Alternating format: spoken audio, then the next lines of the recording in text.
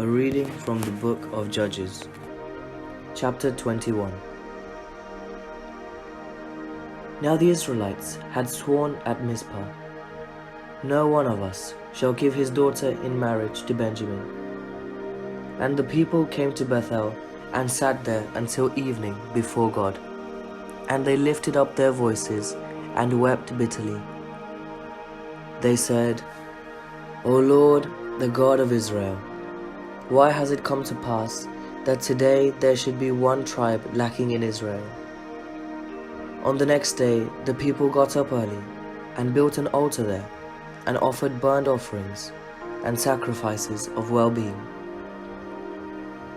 Then the Israelites said, "Which of all the tribes of Israel did not come up in the assembly to the Lord?" For a solemn oath had been taken concerning whoever did not come up to the Lord to Mizpah, saying, "That one shall be put to death." But the Israelites had compassion for Benjamin their kin, and said, "One tribe is cut off from Israel this day. What shall we do for wives for those who are left, since we have sworn by the Lord that we will not give them any of our daughters as wives?" Then they said, "Is there anyone from the tribes of Israel who did not come up to the Lord to Mizpah?" It turned out that no one from Jabesh Gilead had come up to the camp, to the assembly. For when the roll was called among the people, not one of the inhabitants of Jabesh Gilead was there. So the congregation sent 12,000 soldiers there and commanded them, "Go put the inhabitants of Jabesh Gilead to the sword, including the women and the little ones. This is what you shall do. Every male and every woman that has lain with a male you shall devote to destruction." And they found among the inhabitants of Jabesh Gilead 400 young virgins who had never slept with a man, and brought them to the camp at Shiloh, which is in the land of Canaan. Then the whole congregation sent word to the Benjaminites, who were at the rock of Rimmon, and proclaimed peace to them. Benjamin returned at that time, and they gave them the women whom they had saved alive of the women of Jabesh Gilead, but they did not suffice for them. The people had compassion on Benjamin, because the Lord had made a breach in the tribes of Israel.